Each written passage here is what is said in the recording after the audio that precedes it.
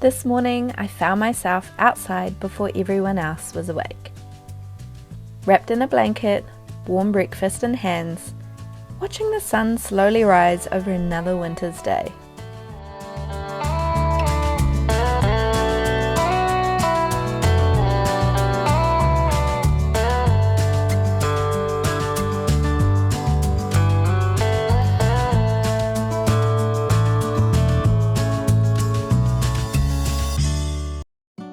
It's one of those small moments that would have completely passed me by a few years ago. But lately I've found myself looking forward to them. I think that's one of the quiet gifts of living seasonally. Not because it asks us to do more, but because it teaches us to notice more.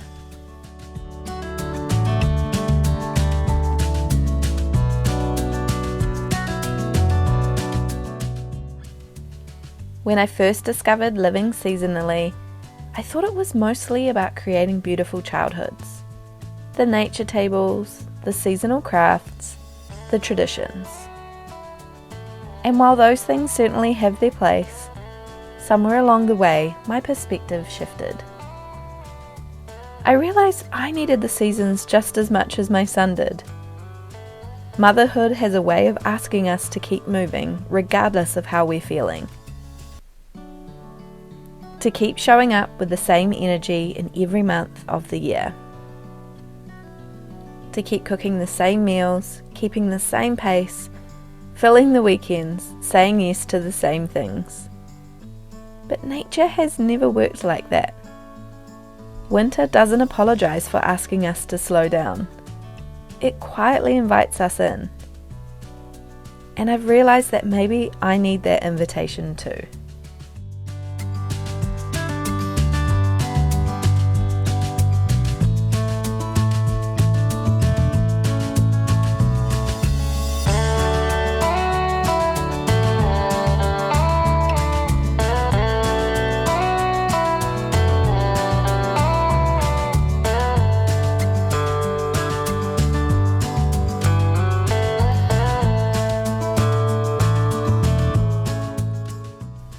So our days naturally begin to look a little different. We spend time outside whenever we can, even when it's cold enough that everyone needs another layer. The fresh air still feels important. The puddles somehow become even more exciting. And I love watching my little boy discover that the weather isn't something to avoid. It's simply something to dress for.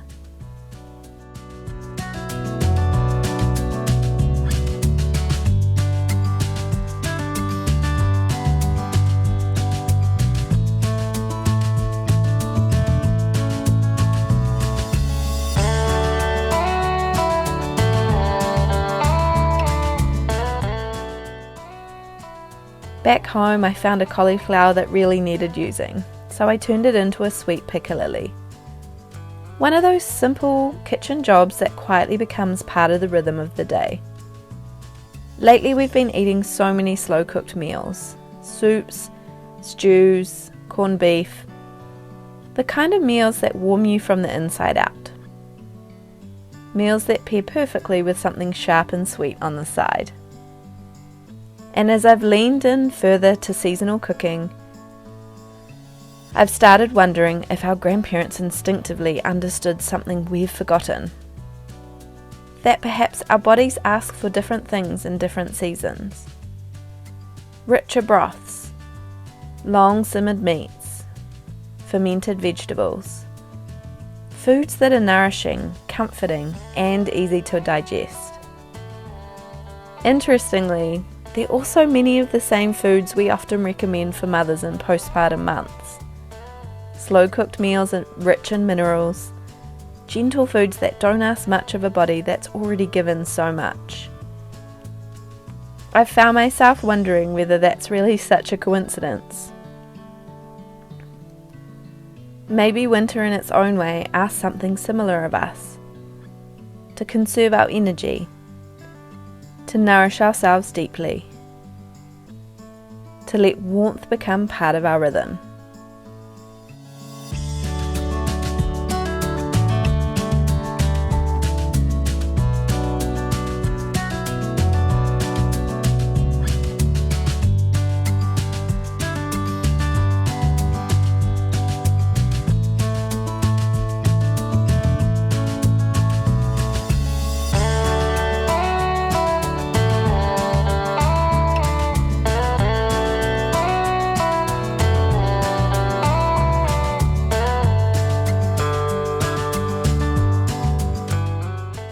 As the afternoon drew on, we headed out for our usual walk.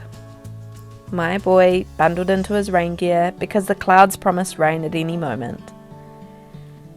The dog happily following along the familiar path we've walked so many times before.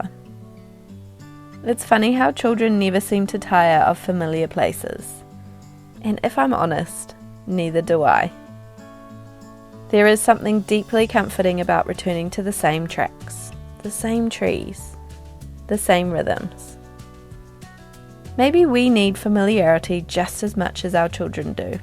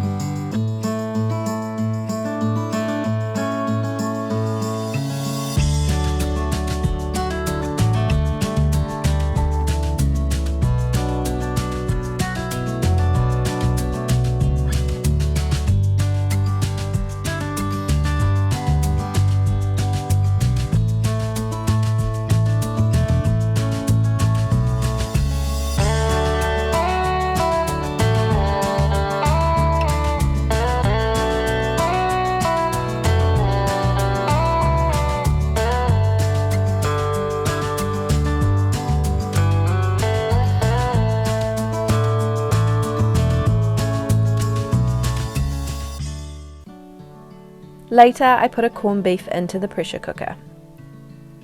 One of those wonderfully forgiving meals that asks very little of me while giving us enough for several days.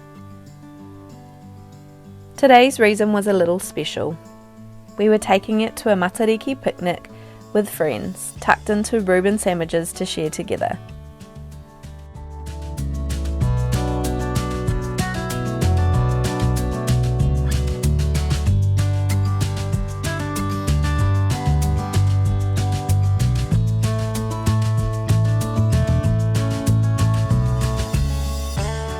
Seasonal living has slowly changed the way I think about celebrations too.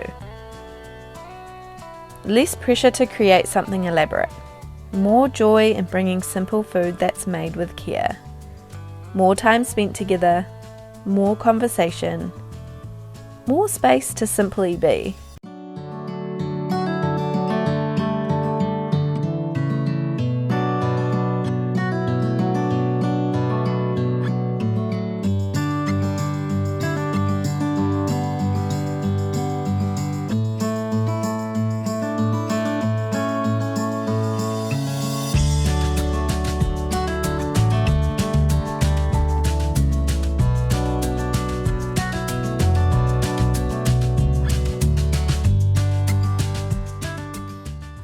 Matariki has become one of my favourite reminders that winter isn't something to endure. It's a season that asks us to pause, to remember, together, to give thanks for where we've been, and to quietly hope for what's still to come. I've realised that living seasonally hasn't actually added anything to my life. If anything, it's taken things away. The pressure to keep up. The expectation that every week should look the same. The feeling that slowing down somehow means I'm falling behind. Instead, it's given me permission to trust that different seasons ask different things of us. And not just of our children, but from us as mothers too.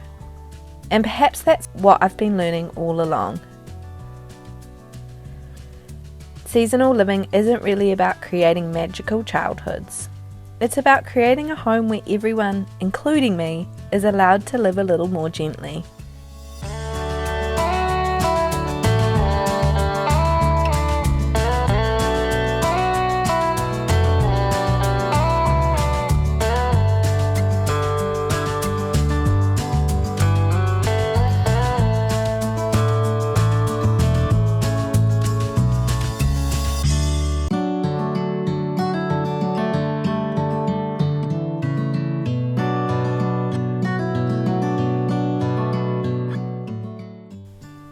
By the evening, we were gathered in the forest with friends, sharing food, watching little ones run between the trees, looking up at the winter sky as the sun slowly disappeared.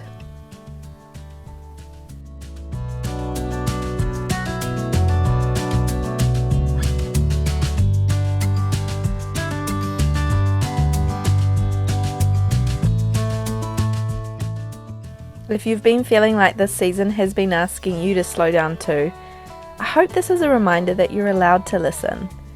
Sometimes the gentlest things we can do for our families is to stop fighting the season we're in and let it shape us instead.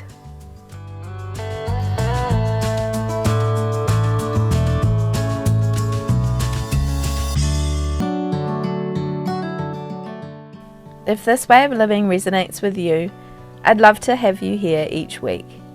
We share gentle rhythms, seasonal inspiration, and reflections on creating a slower, more intentional family life, one season at a time. And if you're looking for a little more support in bringing more of the season into your own home, you'll find my seasonal rhythm guides linked below. They're filled with simple ideas to help you embrace the season in ways that feel nourishing for both children and mothers, without adding more to your already full days.